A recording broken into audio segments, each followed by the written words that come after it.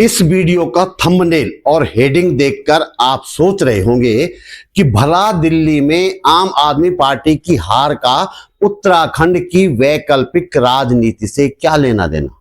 लेकिन वास्तव में इन दोनों बातों का आपस में गहरा संबंध है। यदि उत्तराखंड में बीजेपी और कांग्रेस से हटकर वैकल्पिक राजनीति के हिमायती लोग आम आदमी पार्टी की हार का आकलन करेंगे तो संभव है इस राज्य में उत्तराखंड में आने वाले सालों में एक सशक्त वैकल्पिक राजनीति का रास्ता खुल जाएगा। एक ऐसा रास्ता जो रास्ते के नाम पर एक टूटी फूटी पगडंडी न हो बल्कि मजबूत पक्की सड़क हो, जो सिर्फ दिखावटी सुंदर न हो बल्कि जिसका सफर सच में आनंद देने वाला हो। इस वीडियो में हम आम आदमी पार्टी की हार और उत्तराखंड की संभावित वैकल्पिक राजनीति पर कुछ गंभीर बातें करने वाले हैं। मुझे लगता है कि इस राज्य में वैकल्पिक राजनीति के हिमायती हर नागरिक को इस तरह से भी सोचने और तदनुसार कार्य करने की जरूरत है।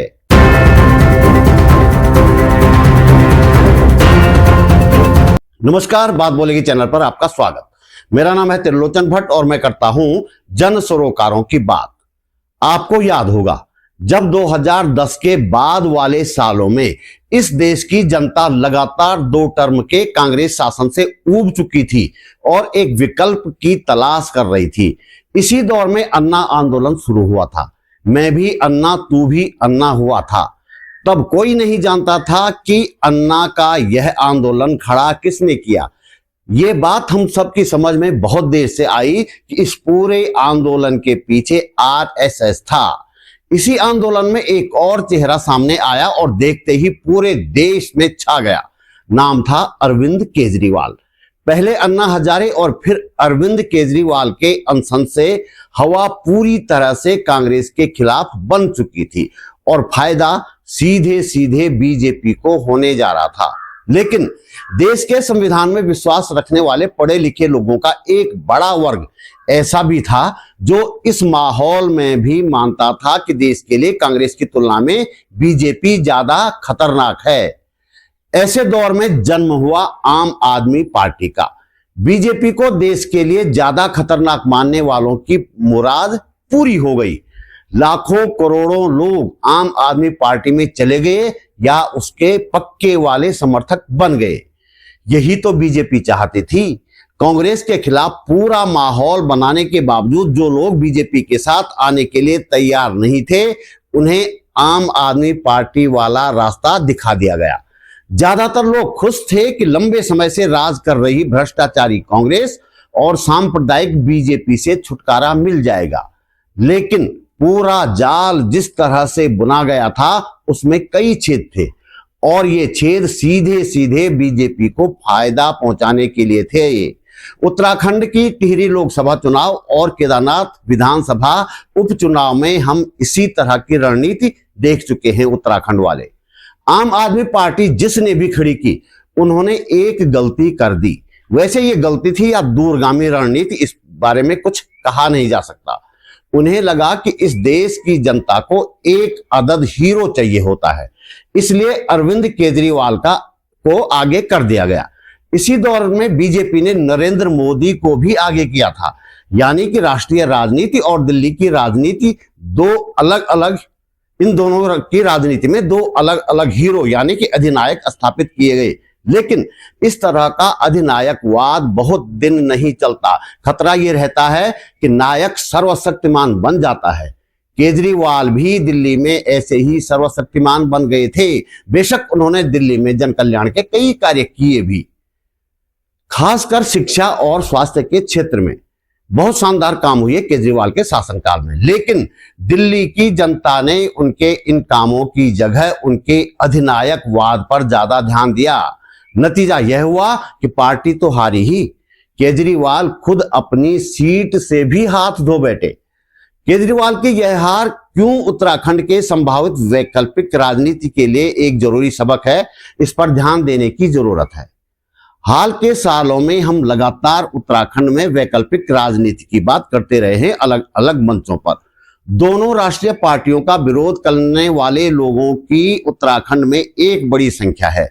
लेकिन यहां भी एक अदद नायक की तलाश चल रही है। दरअसल एक नायक खड़ा करके उसके आसपास राजनीतिक वितंडा खड़ा करना तुलनात्मक रूप से आसान होता है और सामूहिक नेतृत्व के साथ आगे बढ़ना कठिन काम है।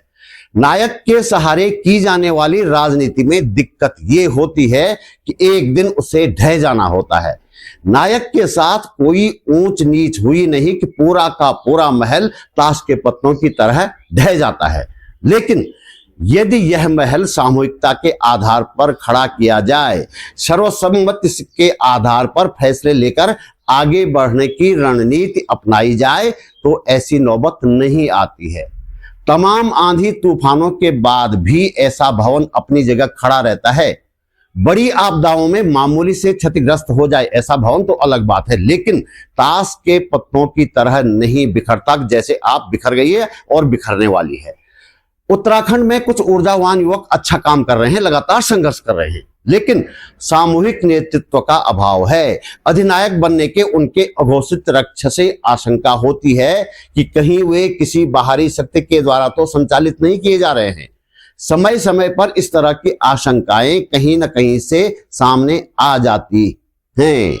दूसरी बात यह कि हम में से कई लोग इन युवकों को अधिनायक बनाने में जुटे हुए हैं। कई लोग खुद भी नायक बनने की होड़ में हैं। पत्रकार बनकर उत्तराखंड आया और अब विधायक बनकर हथियार लहराने वाला भी उत्तराखंड का अधिनायक बनने की दौड़ में है। बेशक फिलहाल चेहरा उसका सामने नजर नहीं आता हो। आगे बढ़ने से पहले आपसे अनुरोध है कि हमारे पास इनकम का कोई जरिया नहीं है। धन्ना सेठों और राजनीति के दलालों से हम पंगे लेते रहते हैं।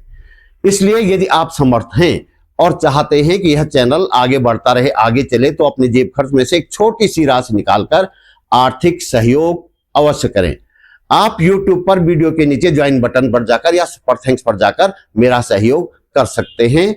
डिस्क्रिप्शन में बैंक डिटेल भी है। आगे बढ़े।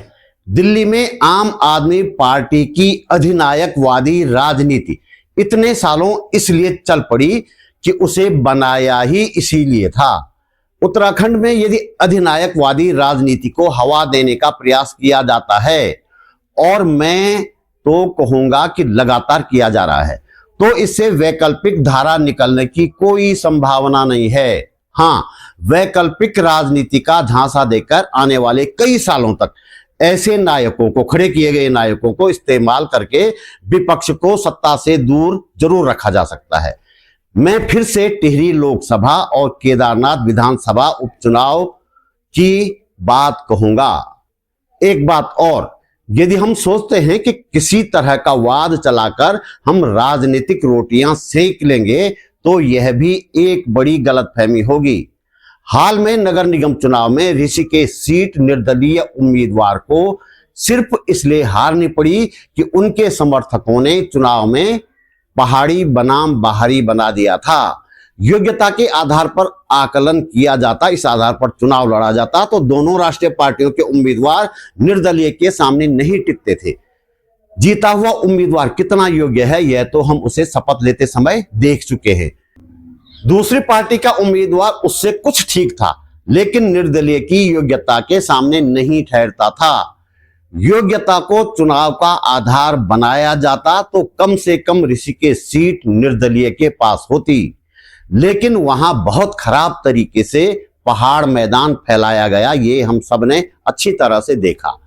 उत्तराखंड में वैकल्पिक राजनीति की बात करने वाले कई लोग हैं जो सांप्रदायिकता के मामले में बीजेपी के नक्शे कदम पर हैं। अरविंद केजरीवाल ने भी तो यही किया था। केजरीवाल का प्रयास था कि राम को बीजेपी से छीन ले, लेकिन बीजेपी से उसका हथियार छीनना आसान नहीं है। उत्तराखंड में वैकल्पिक राजनीति की बात करने वाले यदि हिंदुत्व के मुद्दे पर वोट लेने की सोच रहे हो, तो तय मानिए कि इस मुद्दे पर आपको वोट नहीं मिलने वाला है। हिंदुत्व पर विश्वास करने वाले लोग बीजेपी को ही वोट देंगे, आपको नहीं देंगे। इसलिए आप सचमुच उत्तराखंड में वैकल्पिक राजनीति के हिमायती हैं, तो पहली बात, बीजेपी के मुद्दे को उसके लिए ही छोड़ दें, हिंदुत्व को नहीं, संविधान को हथियार बनाएं। मैदान पहाड़ का राग अलापना बंद करें। किसी एक व्यक्ति को नायक बनाने की मानसिकता से बाहर निकल लें। सभी संघर्ष करने वाले लोग, खासकर युवा वर्ग, बौद्धिक लोग, जनता की लड़ाई लड़ने वाले सामाजिक संगठन एक साथ खड़े हों और सामूहिक निर्णय के आधार पर आगे बढ़ें। इसमें विपक्षी दलों को भी शामिल करें। यदि ऐसा नहीं किया गया तो इस राज्य में वैकल्पिक राजनीति का कोई स्कोप नहीं है। ये बात गांठ बांध लीजिए। और यदि कभी कोई स्कोप बन भी गया तो वह ज्यादा नहीं टिकेगा। तो दोस्तों, इस वीडियो में इतना ही। आप महसूस करते हैं कि इस वीडियो को बनाने में थोड़ी बहुत मेहनत की गई है और आपको इससे कुछ काम की जानकारी मिली है, तो लाइक के साथ कमेंट भी करें और वीडियो को अपने साथियों के साथ शेयर भी करें। मेरा चैनल सब्सक्राइब करें, फेसबुक पेज फॉलो करें, बातबोलेगी.com भी देखें। जल्दी मिलते हैं एक और मुद्दे के साथ, एक और वीडियो में। नमस्कार।